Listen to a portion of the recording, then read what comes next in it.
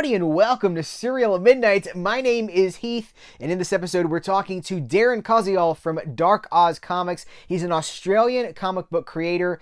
Here's how this whole thing got started. So Umbrella Entertainment, Australia's Umbrella Entertainment, has been releasing these amazing Ozploitation Classics Blu-rays, and one of the features that they've added to these, for some of these, there were for 4 of these, are these small, they're 16-page comic book adaptations of these movies. So Darren is the man that wrote these. He wrote Stunt Rock, he wrote Death Cheaters, we have Money Movers, and Midnight Spares. And so we get into this conversation about how hard is it to adapt an entire movie into essentially, it's 14 pages when you take away the front and the back cover. So how do you tell a movie story in 14 pages? But it also opened up the door to conversation about comics, not just in Australia, but in the United States as well. So, I love comics. At the end of the day, I'm a huge comic book fan. We have so many, superhero movies at the box office. We have Marvel movies, we have DC movies, we have indie comic book movies. But comics themselves are a really special thing. And they mean a lot to me. And I love talking to people about comics. Because, guys, there ain't nothing else like a comic book. The way that you can tell a story, the things that you can do, the reality that you can break with a comic book. So this was great. We're talking about some Kickstarter stuff that's going on with Darren and Dark Oz and his retro sci-fi stuff. And a lot of self-owned, self-published, self-created stuff. But in general, just how are comic books made? We're talking to a comic book creator, a comic book professional about how the magic is made. So I had a lot of fun with this one. I hope you do too. It's real. Again, it's not just for Australians, because a lot of this stuff is, he said a lot of his sales are coming from the United States. So it's really fascinating. I hope you enjoy it. Without further ado, Mr. Darren Koziol.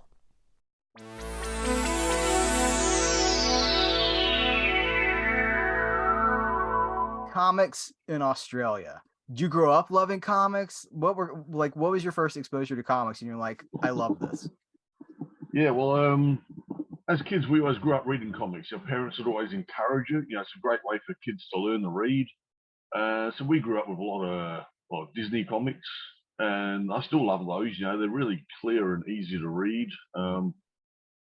Obviously, then a bit of superheroes, and as I grew up, got into something like the Warren comics, creepy, eerie, Vampirella, heavy metal. But then I really got into 2000 AD and Judge Dredd and all those stories. I always liked the anthology format, heavy metal, creepy, eerie, 2000 AD. I always liked short stories, yeah. Were those easy to find when you were younger? Like when you were coming into your own, were they around? Well, I guess so. I mean, we used to have a lot of newsagents back then, so we never went to comic book shops. We always went to the newsagents, and quite often back in the day, Australia would reprint the American comics. So normally in the newsagents, you would get Australian reprints, but they were also importing 2000 AD, sometimes even heavy metal if you could find it. So yeah, there was plenty of options, and also just garage sales and swap meets, whatever. Sometimes parents would come back with bundles of comics, and yeah, we'd just sit there and enjoy going through them all. So I've always loved reading comics, and always had the idea to write them. When I was in school, loved doing creative writing. So just used to come up with ideas, write stories, even start doing sketches as well. So once I finally got into comics, I became the writer. I don't really do the artwork. I can draw a little bit, but I'm just really slow and not that good. So I'm better at just sticking to writing. Yeah. What sort of things were influenced? So you talked about the comics. You talked about 2000 AD. Were movies? See, one of the reasons that we're talking is because you've done 4 16-page.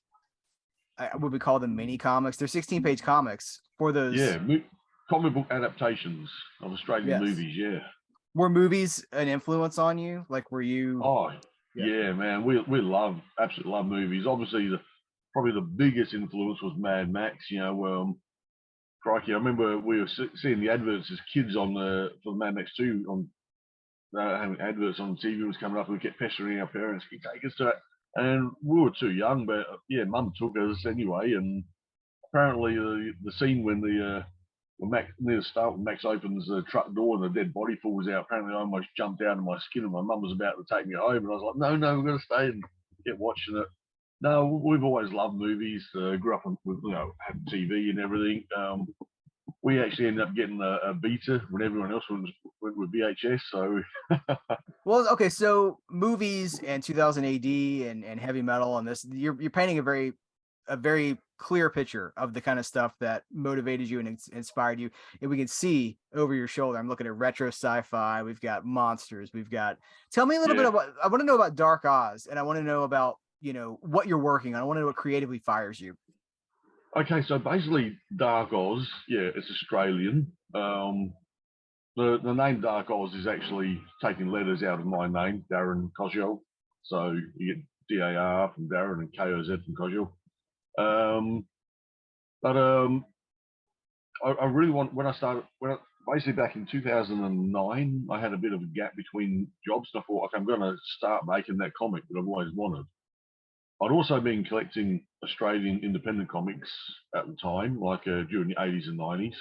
So I reached out to some of those people, and some of those people came on board. I was also actually the very first convention I did was at in 2009. I had a table at a convention here in Adelaide.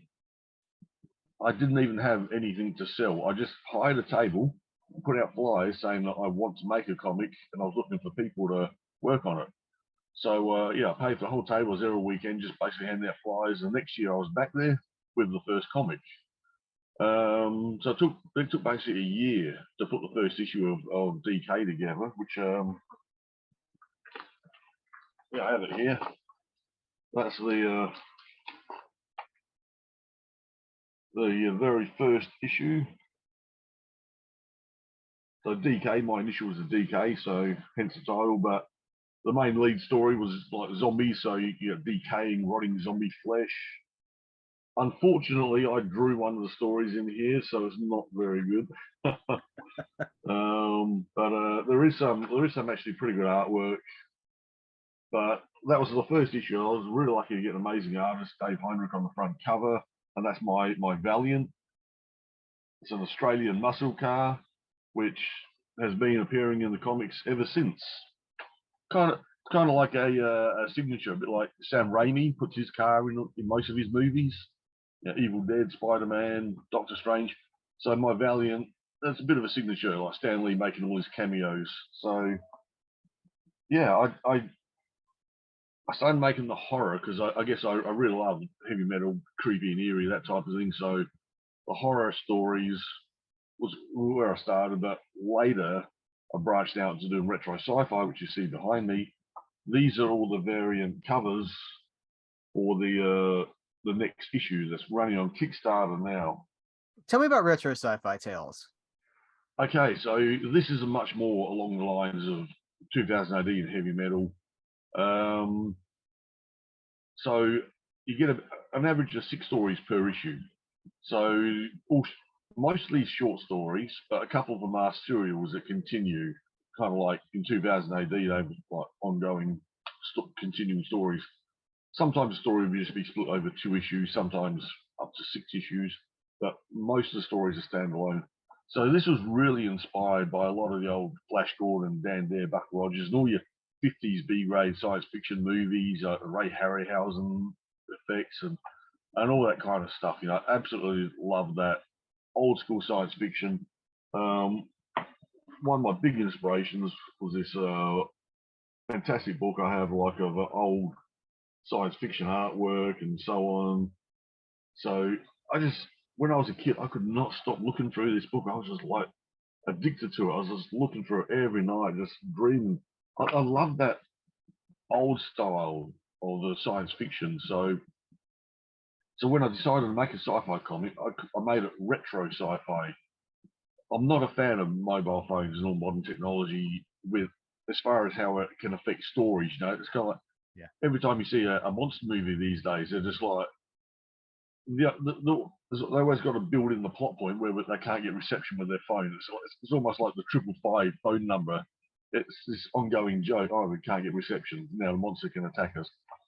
If you said it in the past, you don't need to worry about that. And I just love the 80s. I mean, it's very popular. All those movies we grew up on, Goonies, Explorers, and now you got like Stranger Things. People are loving that stuff. So yeah, it's just a throwback to simpler times. A bit more romantic, more fun, but basically just simpler, less complication with phones and technology. Yeah, What is the and all reception the of some? I'm sorry. Go ahead. Go ahead. yeah, no, all the rocket ships as well. Even if you watch the old Flash Gordons, they just got simple big buttons and controls, like B-52 bombers type things, but even less complicated. What has the reception been to some of this stuff? Because it is fairly unique. You're doing a lot of this is pretty innovative. Retro is cool, but that far back retro sometimes is your retro rocket ships and things like that aren't necessarily. I think about my daughter who's a teenager. Like, I don't know that would appeal to her, but it sure does to me. So I'm just curious, like, what the reaction's been. Well, true. Probably most of my audience are adults. I don't get too many kids. Every now and then, some teenagers, young kids will come over and they just like the look of some of them and they'll buy them. That's for the retro. Retro sci-fi is I keep that to a PG rating, so it's aimed at adults, but it is kid friendly. Whereas like DK, that's definitely mature readers. That's for adults only. Yeah. Um, so no, the reception's been really good. People are loving them. So I get a lot of great feedback. Most of my sales are face to face at conventions, and secondly, after that is when I start running Kickstarter campaigns, so you can get sales all around the world. The only problem is because I'm so old school, everything's in print. I don't offer digital comics, so the postage can be a bit of a killer. Though at the same time, the exchange rate reverses that. So basically, in America, you pay pretty much the same price for a comic posted to you as what people do in Australia. Yeah. So this current Kickstarter I have running, almost half my orders are to America. So I would love to get a publisher in America to pick this up. Obviously, it'd be cheaper printing over there and cheaper local distribution. I think they would love them because the people who buy them, I'm always getting great feedback. And I don't claim to be a brilliant writer, and there are other writers involved. So I'm also the editor and art director. But I am with retro sci-fi. I do write most of the stories now. I'm also doing the lettering, the speech bubbles, a lot of the design work, obviously all the promotion, distribution, and everything else. Pretty much everything except the artwork. I am amazingly, incredibly lucky to work with so many fantastic artists who bring the stories to life. And aside from all the fans who give you great feedback, the other best thing is just working with so many amazing artists. You send them a script, they start doing sketches, you see your characters coming to life, jumping off the page. It's absolutely amazing, yeah. And some of the artwork is just stunning, yeah. Would you be open to digital distribution if the opportunity presented itself? If somebody could handle that for you, would you be open to it? I would. No, I actually did. Mainly I don't know what I'm doing, so like I don't even have a smartphone. All this. So yeah. A lot of my stories I'm writing pen on paper. I do go send all the artist Word documents, but I actually one of my very early Kickstarters I did offer a digital comic, and almost no one ordered it. Everyone was buying the print. And since I wasn't a fan of it and I didn't really want to do it, I sort of did it because I felt I had to. I ended up cancelling it, said to those people, if I'm going to have to refund, I'm not actually going to do the digital. It was only about 4 people. And every campaign I've done after that, I've only offered the print comics, and there'll always be someone who says, do you have a digital option? But really, again, there's only about 1 or 2 people per campaign. Most people are happy with the print. So if someone else was to really be able to get the digital comics out there in a way that I can't, I don't know how, I would certainly be open to it. Yeah. Well, it's because I here in the United States, we have a service called Comixology, which used to be an independent digital comic book service that got bought by Amazon, and now it's been absorbed into the Amazon machine. But it's digital comics, and so I've got the Comixology app on my phone and on my iPad and things like that, and I can open it up and search for indie comics. And rather than have to buy them through the mail or whatever, I can just click, okay, $9.99 or whatever, and it's immediately downloaded. But again, that's Amazon, so there's a whole corporate aspect of it that I wouldn't want to deal with if I were you either. So, but the idea of global distribution, and that's part of the thing, is the world is getting smaller because we have technology that you can sell to United States, you can sell to Canada or the UK or wherever. So I was just curious. Right, yeah. Well, another option I've seen a couple people do with Kickstarters is like team up with printers in different countries. That way they can offer local distribution. So they're getting their comic printed in Australia, in the UK, and in the US. So if you're in the US, you're getting your comics shipped from the US. In Australia, from there, and in Europe, again, it's shipped from the UK. So, but again, that's all tricky to tee up. I was actually an exhibitor at San Diego Comic Con 6 years ago, back in 2016. I was the only Australian, actually, an actual exhibitor. I had a table in the small press area.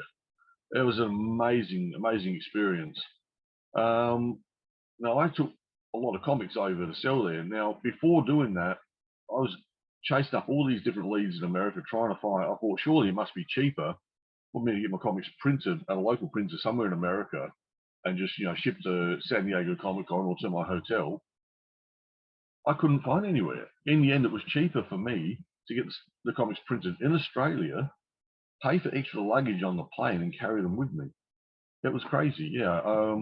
Now, possibly if I'd kept digging infinitely, I would have found some option, but in general, the quick searches I was doing, I could not find an option for very low print runs. We're not talking thousands, we're just talking like 50 to 70 copies of each that I was taking there. So for that kind of small quantities, which is like digital printing, it was cheaper to print in Australia and carry on the plane. Yeah. Well, let's put it out there. Let's put that into the universe that you would be open to, different publishing, different manufacturing, different printing in other countries to help get your stuff, globally to help save the shipping. Because, that seems crazy that you could just ship. You could pay for it in all, print it in Australia, and it's cheaper to ship it than it is to print it somewhere else. It's crazy to me. Absolutely, it was crazy. Yeah. There's something on your site I wanted to ask you about. It's the comic book manifesto, making comic books in Australia. And this book looks amazing. Can you talk to me a little bit about that? Okay, I actually do have a digital option for that. The say it's like copy, $5 for the PDF. I'm looking at it. Yeah. Now it's a very small booklet. It basically was designed to fit in your pockets. So all it is a bunch of short quotes from 55 Australian creators, just giving people tips about how to make comic books, either to be a writer, an artist, different tips on different drawing techniques, even publishing. Like some of the quotes might be really short. Like someone's quote was, just do it. In other words, just stop talking about making a comic, just make a comic. Other people gave some really, really, awesome technique tips and whatever. One of the tips I always go back to was from Greg Holfield here in Adelaide. He said the show feet rule. Basically, you get too many comics these days when all you get is talking heads, which doesn't matter how well it's written, it looks boring. So you just got to, like, every now and then just pan out. So establish where the characters are. Basically, show feet means you're zooming out a little bit to set the scene. One of the absolute, the manifesto, it was 55 Aussie creators all giving tips, and I ended up I went to a second print and then a third print of that, but always very low print runs, and now I just offer the digital PDF option. So anyone around the world can buy that on the Dark Oz website. Yeah, I'm gonna buy it as soon as we finish this.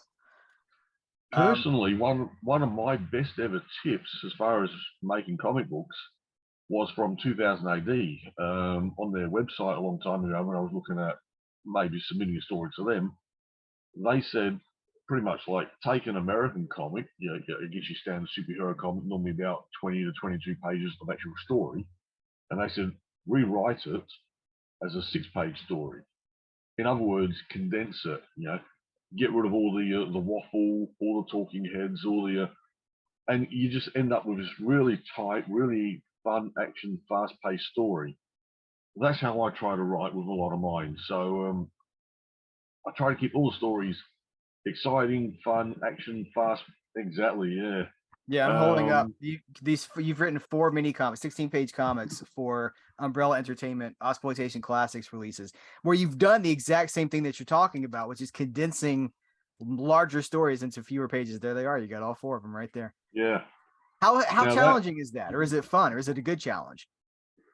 well, with the background that I'd started on, like I said, already having this experience of making short, punchy stories, that was definitely a big help.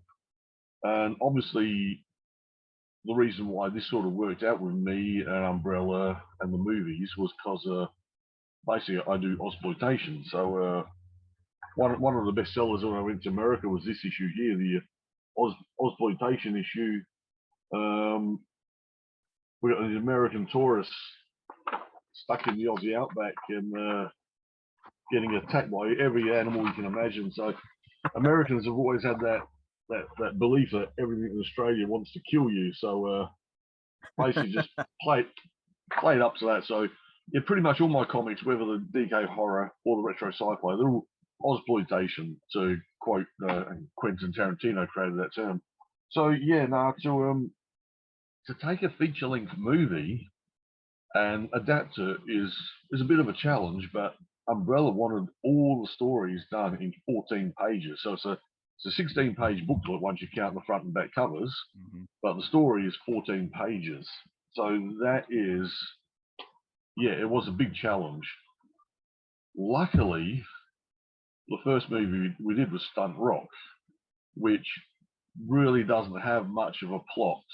You've seen the movie? Yeah, I love the movie, I absolutely but you're love the right. It music. doesn't have a plot. That's it. So there was quite a few big chunks in there you could cut out. Like they just like there's one section in there where there's almost like looking at the history of stunts in movies, Mm-hmm. and they're just like taking footage from Gone in 60 Seconds, all these other great movies, but that's not relevant to the story. So I was just able to skip over that whole chunk of the movie. Um, so it was a really good movie as being the first one to start with. So with my background, exploitation and making short stories already, that was a good movie to condense into 14 pages. It was a movie I hadn't seen before, so I had to sit down and watch it.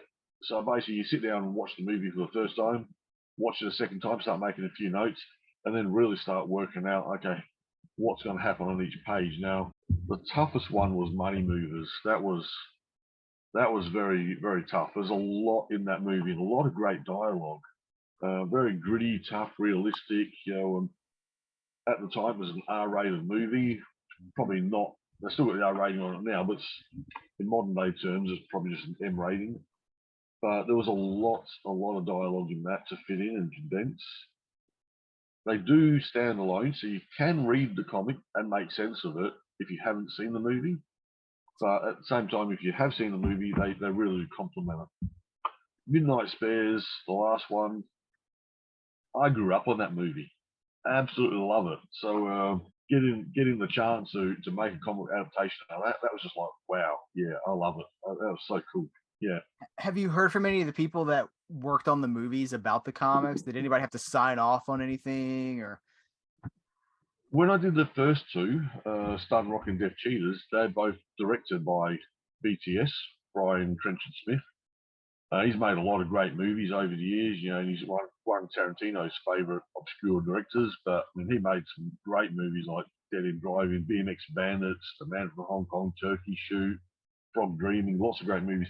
I was talking to him initially, especially with Stun Rock. I asked him for even before I sort of really started working on a script. Can you sort of give me a quick summary? And he really summarised it quite concisely, so that kind of helped as well. And he obviously got the comics after they were released, and he's given me great feedback. He loved them. He did an event in Germany, I believe it was, where he was taking the posters to promote as well. The comic book covers printed as posters. Um, as far as the other two movies, I haven't really heard much feedback from the cast or crew or directors and so on. Yeah, but Umbrella, they loved them. So and all the people I've worked with at Umbrella, they've absolutely loved them. Give me feedback along the time. I'll always run it by them for their approval. Mm-hmm. A couple of times I would say, "Oh, yeah, we really need this sort of iconic image, that type of thing." So overall, it's been a fantastic experience, and I would absolutely love to do a stack more of them. There's so many movies I would love to adapt. So, but it all really comes down to sales. They've got to sell a lot of these to make it viable to do more in the future. Same with everything. Yeah. Well, I think they're very cool, and I hope that they're successful for Umbrella, because it's a nice little. I'm a comic book guy. I was raised with comic books. 30 plus years I've been reading comics, and so there are times when I worry that comics are slipping away from the conscious, because we've got all these huge Marvel movies, right? So hey, why read a comic? But it's a different thing. It's a different experience, and it's a different relationship. And I love this stuff. So it's really exciting that people get to watch the movie, and hey, because maybe they didn't buy it for the comic, but they're like, let me try this comic out and see if, hey, I like this. And then they can come check out Dark Oz comic. Tell me what's going on with the Kickstarter stuff. You got a lot of new things that are hitting. How can people get involved? Yeah, well, I've had quite a few people chase me up directly because of the comics. They've seen my work, so they've chased up the website. I've got a few extra sales because of that. I believe Umbrella have also just released Beyond the Wasteland, the documentary about Mad Max fans. I'm in that. They actually filmed me for quite a bit, but in the end, I only made the cut for about 10 seconds, I believe. But just yesterday, because they played that here on our free-to-air TV on Saturday night, and I had someone here in Australia, over in New South Wales. He saw it, and then from seeing it, chased up my website, contacted me. He ordered about 8 comics off my website. Then I sent him a link to the Kickstarter, and he's ordered the complete run of Retro Sci-Fi, all 10 issues, 11 issues, counting the new one. Yeah. So it's so this is running now. It finishes on the 30th of November. This is for Retro Sci-Fi Tales issue 11. And there's all those awesome monster covers that you can choose from, including an official movie poster. We've got there's a couple actors here who have given me permission to use their likenesses. So we've got Callum McAlfee, he's been in The Walking Dead, and Nicole Pastor, she's a upcoming Aussie actress. And I even got the name of an Australian director on there, Matthew Holmes. He's worked on The Cost and some great for The Legend of Ben Hall. But yeah, right now the Kickstarter, if anyone wants to get on board, check out the comics. There is actually a starter PDF on there, so it kind of samples stories from a few early issues, so you can buy that for just $4 Australian. But that also comes free with any print copy. So if you order the latest issue, you'll get the free PDF as well. So I'm always also looking for artists to work with. Another reason why I do short stories is I'm never asking too much of any one artist, because indie comics don't pay the bills like Marvel if you're working for Marvel and DC, obviously. But yeah, and people can always feel free to email me. My email is out there for the public to see. It's just, it's on the Kickstarter, it's on my website. So if anyone wants to buy a whole stack of comics, they can always contact me, and I'll do a package deal, combine the postage, that sort of thing. Can't discount the comics a lot because there's not much markup on them to start with. Certainly, you could do a bulk buy. So on the Kickstarter at the moment, the comics are $18 each for the Australian price for the retro, but they're about $16 each. So if you buy the whole set, and cheaper combined postage, So the Kickstarter is doing really well. I set the goal low at 25.25. I love that old song, In the Year 25.25. So in Australian dollars, that was the goal, but it's over 300% funded now, so over $7,500. So wow, and still about just over a week to go. Well, I'll make sure I get this up early enough that people can still jump on it when they see this. Congratulations on the success. I think people always want to connect with it's important to support independent creators, and I think people really enjoy connecting with people that make this stuff. And you're so hands-on with it. You're so personally involved with it. It's a personal experience, and I think that's great. It is. It is. I do the lettering as well, which is kind of a downside because I'm lettering my own stories, Yeah. which means I'm constantly reworking and rewriting them as I go. The lettering itself is a huge skill, which I've taken a while and I've been learning. I'm still improving all the time. But you learn how to like lead the reader's eye across the artwork. Sometimes the artist hasn't left enough room for the dialogue, so then you've got to condense it or split it over different panels. So there's a real art to that. But yeah, and this latest issue, we've got over a dozen creators who've worked on it. Even though there's 5 stories in there, I wrote all 5 of them. There's even one really short story called Cannibal Cricket about these knights in medieval armor. One shoots a cannibal at the other one who hits it with his sword, like they're playing cricket with a cannibal. So and obviously you get the famous monsters running around the Aussie outback. It's very X-Files and Scooby-Doo inspired.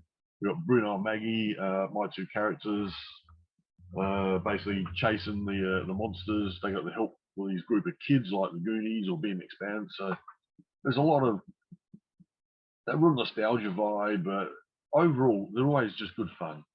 There's no political statements, no commentary. It's just good fun stories that everyone loves and enjoys with amazing artwork by some brilliant artists. Yeah, That's great. You got any appearances coming up? actually, Go ahead. the artwork behind me is I got some of the originals here. Check this out.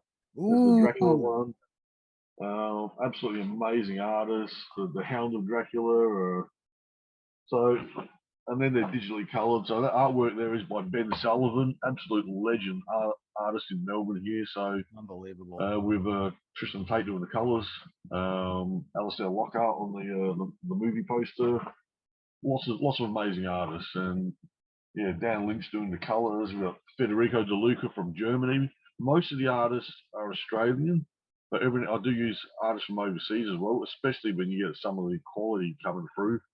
I got Carlos Angelini in Argentina and Federico De Luca in Germany, but everyone else is pretty much is Australian artists. So yeah, it's great. Yeah, You got any appearances coming up?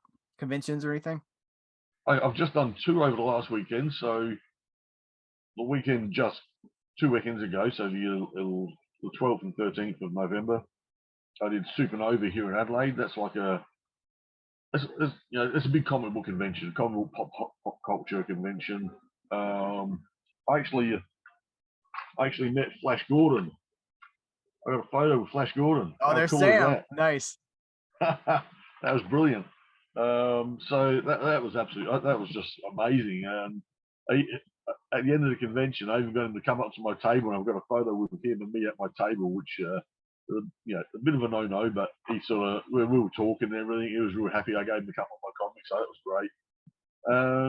And on the weekend just gone, just like a couple of days ago, so it was actually on Friday and Saturday, so the 18th and 19th of November, 2022. Well, there was a big car show here in Adelaide. Because I love Aussie muscle cars. That's all my cars. If anyone in America can recognise and identify all the cars, you get a gold badge. But obviously, like I said earlier, my Yellow Valiant that appears in a lot of the comic books. So you can see here's a photo of the car. Then I've got the artist draw a supercharger on it, and in one of the stories they turn it into a hover car. So on the weekend I was at the Adelaide Auto Expo with all these amazing muscle cars, and I actually took the Valiant, had it on display.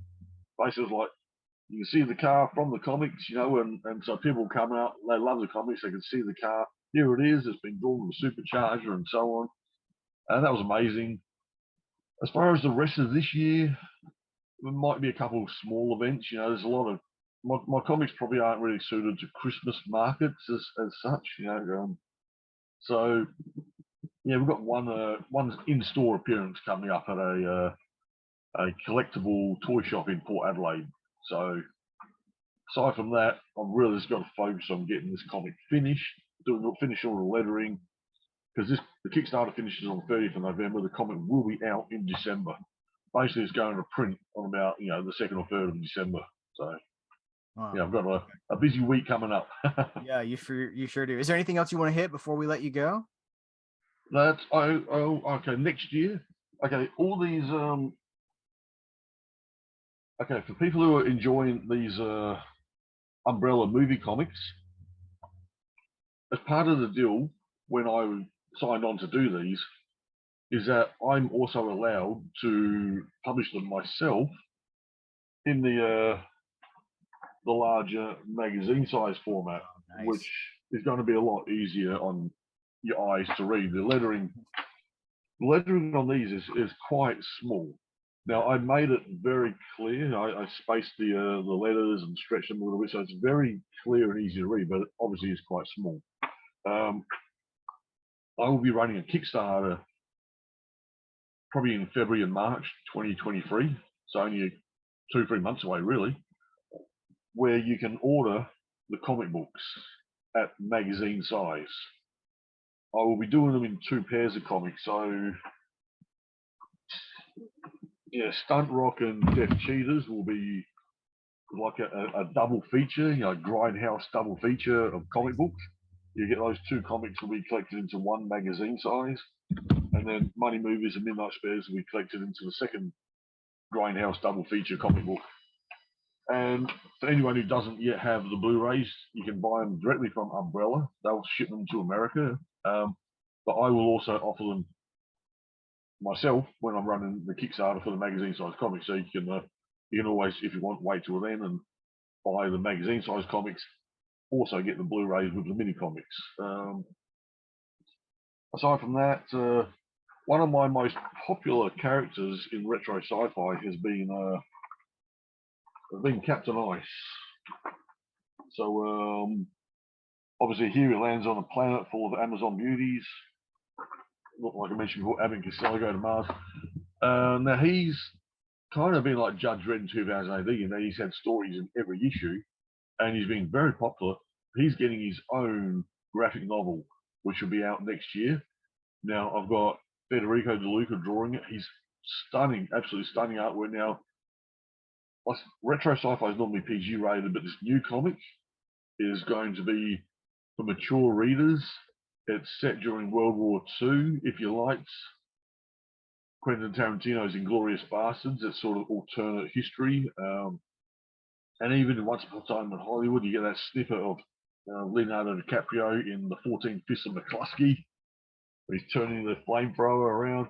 If you love that kind of stuff, you're going to love this new Captain Ice story. It's got all these sexy Nazi babes and like Captain Ice in peril, and it's way over the top. It's very cool, real exploitation, Ozploitation. It's absolutely amazing. So there's a lot of great stuff coming up, and always more issues of retro sci-fi, always in the works. Probably going to bring back DK at some point. So, and hopefully more movie comics. Actually, the last thing I'll just tell you, though I can't tell you much at the moment, we've just done some work for a new movie. So I can't tell you anything else yet. Basically, it's like, I guess, prop material for the movie, but you see on the movie in the sets. I'll tell you about that as soon as I can, Heath. Though, Say, how about you come back and talk about it when the news is out? Will do. Yeah, it's gonna be absolutely awesome. Yeah, so a lot of great stuff in the works. Always more happening, and a lot of the artists who worked on the comics, they've got other work just from having been seen here. So there's always extra work going on everywhere. Awesome. That's great. That's so great. Guys, get involved. Watching this video, get involved. I'll put links in the description of everything we talked about and where you need to go to check this stuff out. Darren, an absolute pleasure. Thank you so much. Brilliant. Thanks for having me. Cheers.